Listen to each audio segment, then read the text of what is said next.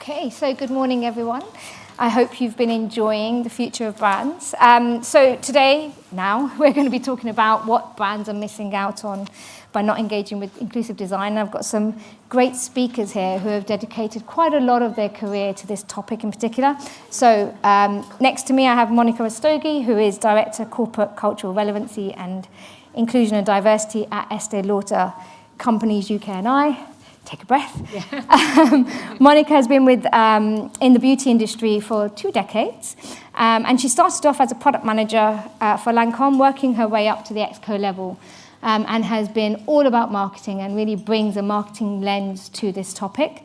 Marianne Waite is Director of Inclusive Design at Interbrands, and she has over 14 years' experience in the world of design. Marianne has spent her career working to harness and empower the world's best branding minds to shift attitudes towards disability. She has shared her work on many stages, including the World Economic Forum and the United Nations, and brings a very different lens to this and hopefully lots of stats for us to take away with us. So we've only got 15 minutes and the countdown is telling me I've got 13 minutes left almost. So I'm going to kick off with some questions, and Marianne, I'm going to go to you first. So you've spent 2 years working on the Valuable 500, where you rallied together global CEOs to commit to prioritizing disability. So that's commendable work. And then last year, you launched the inclusive design practice. So your passion really shines through on this. And I'd love you to tell us what is meant by inclusive design and the consumer need for it, more importantly. Yeah, exactly. Because I think, firstly, whenever we hear disability inclusion, I think we go to charity, I think we go to CSR, and we go to Sustainable Development Goals and doing nice things for society. I don't see it that way. It can be, yes, there are worthwhile charities we must support, but I see this as a consumer market, and so we must think about it in that way and approach it the same way we would do any other consumer segment. But the reason we started the Valuable 500 was because although 90% of businesses were claiming to prioritize diversity, only 4% were thinking about disability at the time. It's an awkward topic, we don't really like to think about it, and most of us don't think it's relevant, but actually disability touches 73% of people when you include friends and family. So I don't know if anyone here has a disability themselves.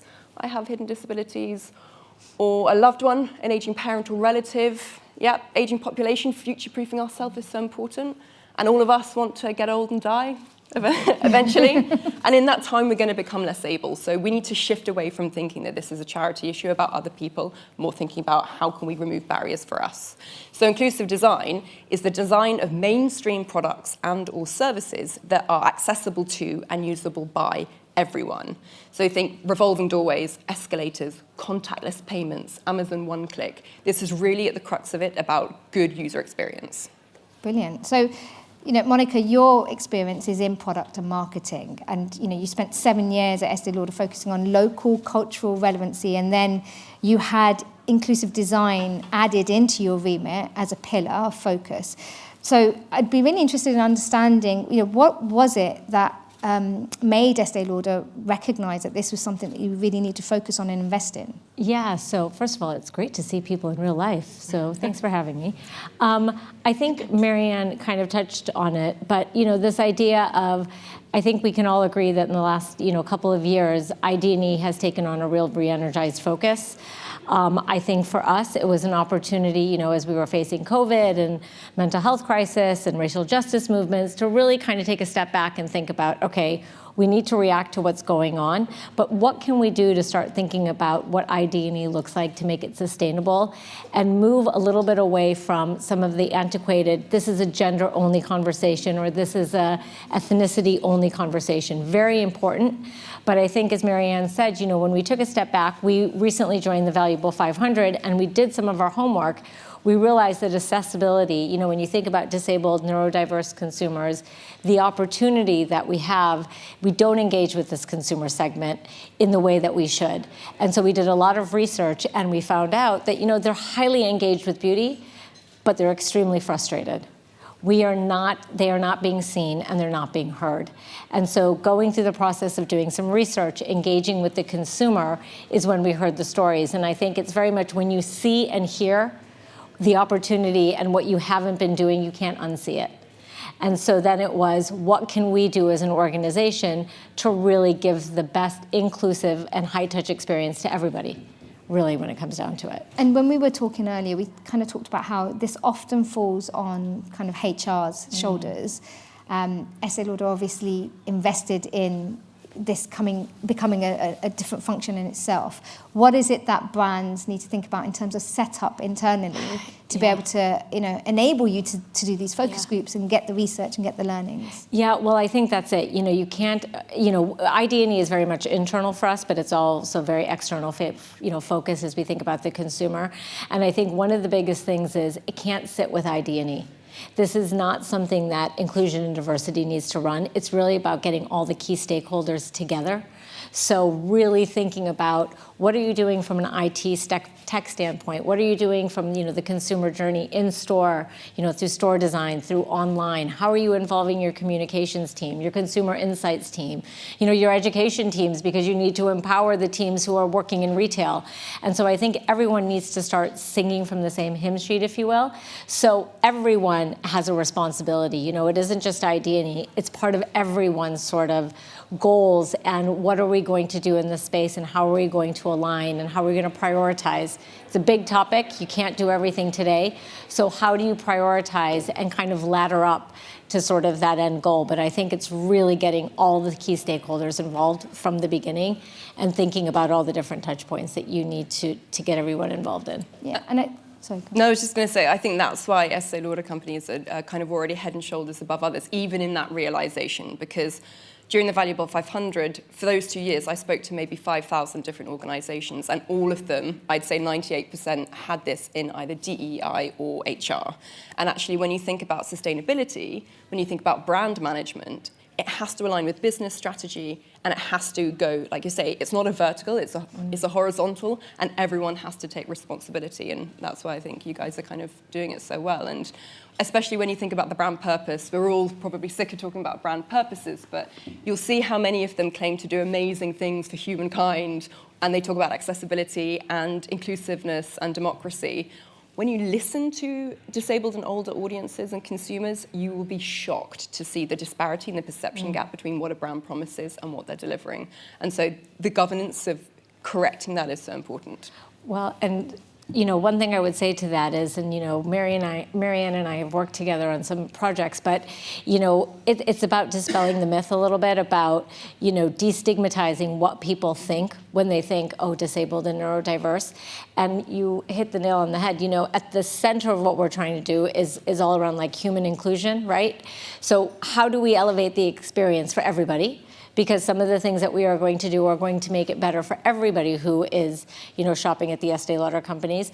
But also then how do you include people who have never felt included? And then dialing up points of difference or points of uniqueness to think about, okay, if you're visually impaired, what are the other things that we need to think about possibly? But, human inclusion and thinking about elevating the experience for all should sort of be the baseline for what we're doing. Mm-hmm. And I think, we've talked about this as well in terms of how inclusive design actually has universal benefits. We've talked about some of the stats as well. Marianne, do you want to share some more of those stats that you have? Yeah, so I think even if we're thinking about, and I've seen this so many times, is there's a good idea around accessibility, but people within organizations don't quite understand the business case or the ripple effect of inclusive design. So if you take an insight from someone, a wheelchair user, say, for instance, think about the curb cut effect, so the pavement. You could say to the council, we need to lower the pavements for wheelchair users. They might say 77% of people are wheelchair users, there's no ROI. But when you think about people with prams, shopping trolleys, bicycles, everyone else who might benefit from that, it's amazing to see how that opportunity grows. But even if we're just focusing on the disability market in itself, globally it's worth $13 trillion. So that's what businesses are losing out on, even just looking at it from that perspective. And then I think it speaks for itself when you think about kind of the best global brands. So Apple, Amazon. Mm-hmm. By the way, during the pandemic, we were unable to get to work. We were disabled from shopping. So you kind of have long-term medical disability. You have temporary disability, hangover, back pain, whatever, pregnancy. And then we have situational disability, lockdown. And think about how well Jeff Bezos did because of how accessibility is baked into it, how easy it is to sell, he can sell lots of stuff to lots of people, and he'll be able to do that for a very long time. Whereas Primark didn't turn a profit for 8 months. So it's really thinking about it in terms of those business, the wider accessibility business case, as opposed to what's the value for this disabled market. And I think that hidden disability piece is really interesting as well, because I think, where it's visibly obvious that there is a disability, the hidden disability is one that is often very hard to understand, but also there's there's stigma around disability anyway. So being able to come out with, I need support, I need help for this, it's not apparent that there is a disability there. I think that's quite a key topic. So by enabling inclusive design, we're actually supporting everybody, regardless of whether it's visible or not. So I think that's I think that's the power that Estee Lauder and brands like this have, because yes, invisible disabilities, there's a lot to talk about there, but even visible disabilities, if we can get everyone comfortable with the sight of difference and disability, and you have brands, aspirational, beautiful, luxury, premium brands like Estee Lauder leaning in, you'll be able to kind of shift that perception and destigmatize. So the power of brands specifically like Estee Lauder and all of their sub-brands is amazing. Yeah, no, I agree. We're going to come to questions very quickly, but I have one more question for the two of you. So we've talked about, you've got the right team in place, the structure in place, and you started to implement accessible design. But we need people to know about it, and I'd like to get both your viewpoints on how brands can use this inward knowledge and practice of accessible design in order to improve communications with audiences effectively across channels, so from a marketing lens, from a communications lens. I mean, I think for us, and Marianne just said, a lot of it is empowering and educating our teams. I think you don't know what you don't know. And so it's this idea of how are we not only baking these insights into everything that we're doing, so when you're thinking of a marketing campaign, are you thinking about, even back to the basics of things like color contrast? When you walk into a store, you'd be amazed at how much stuff you can't actually see. Or, you have font this big because it looks nice, but no one knows what it is. Or you don't have access to information, or the way you lay out testers. So much of it is educating our teams on what are those things that we can do now? Because we are not, in the UK and Ireland, we are not the global brand, right? But that doesn't mean we can't take actions today. So what are the things that we can do short term that we can turn around? And then for some of those longer term elements, when we think about apps or technology, how do we start building that in? When we think about things that we do online with virtual try-on, how are we making sure that virtual try-on is something that's going to be accessible for somebody who is visually impaired or who is older, for example, and, might not have 20/20 eyesight. So I think it's all about communicating and just educating our teams, and also partnering with voices from within the community. The one thing we can't do is start developing in a vacuum, because that will lead to nothing but disappointment. So it's constantly making sure that we are sense checking with the right people and the individuals, whether it be through focus groups, whether it be through influencers, panels, whatever that might look like.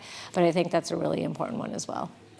I think just to add, Monica hit the nail on the head. What we're seeing is where marketers and marketing teams work in a vacuum, that's where we get it wrong, and it does a lot more harm than good. And it's really interesting because you might be familiar with the Rexona work that came out, One Knows a Cannes Lions. It was a piece of packaging designed for disabled people.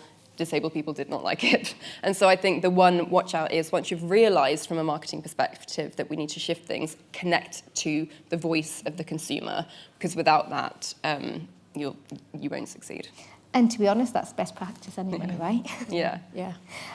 So just wanted to give the audience a couple of minutes if you've got any questions to ask the panel. I just wanted to think we've got it.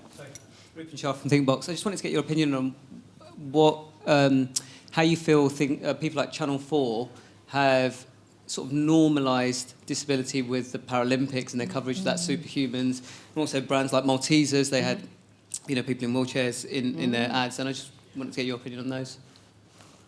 Do you want to go? Yeah, I mean, I think, it is, representation is everything, right? People want to be seen. They want to be, felt like they're included, that they're part of the conversation. I think the one thing I would say is it's great to have people out there sort of on the front lines. You have to make sure you're doing the right things behind the scenes. And so I think that's, for us, one of the biggest things is when we look at brands, a lot of brands are doing really good things, but are they doing it holistically? I'm not sure. And that's where I think the sustainable part of it comes into play. I totally agree with that. And the other thing I'd say is, so you mentioned the Paralympics and Maltesers. They were both 2016. So I want to be able to not struggle to think of examples from the last 6 years. So Paralympics was watershed. Maltesers was watershed. Mitch Oliver from Mars at the time said that that advertising campaign was the scariest thing she ever did. And that's so sad. So what can we do to build on that? And also to that point in terms of seamlessness, Paralympics, amazing. Undatables, positioning-wise, potentially problematic, but I think the more that we try and open up the conversations, the biggest issue is fear. So let's try, let's not be afraid, and take it from there. Brilliant. I think we're at time, unless we can take one more question. Yeah? Thank you. Hi, Gary Salem, I'm here from Pubmatic. In the age that we live in, across different publishers, social media and things like that, where everything's competing for attention, a lot of things are kind of designed to retain that attention. That can be quite predatory for people sort of on a neurodiversity spectrum. Do you think in future we might see more done to regulate that, for example, in the same way gambling apps might have limits and stuff like that? Do you think that that is a direction we could be potentially going in the future? Did you need that? So it's a little bit quiet. If you... Sorry. You might have to... Yeah, I think the door's open. Is this specifically in relation to gambling, or is this kind of wider services as well? So, I mean, for example, people with ADHD and things like that might struggle where different apps and things like that are drawing them in, particularly things that have premium charges and stuff like that. Is that something you could see regulation taking a stand against in future? So yeah, absolutely. And also that goes for AI as well. I think the digital acceleration is amazing, but people, especially neurodivergent people, are being left behind. So we've seen instances of people with dementia falling in love with chatbots and getting charged £1.50 per message to message their girlfriend. And so I think a lot more focus has to be done to safeguard in that respect, definitely. Brilliant. And I think that we're at time. Thank you very much, both of you. It's been an amazing conversation. Thank you. And Thank you so the much. audience. Thank you.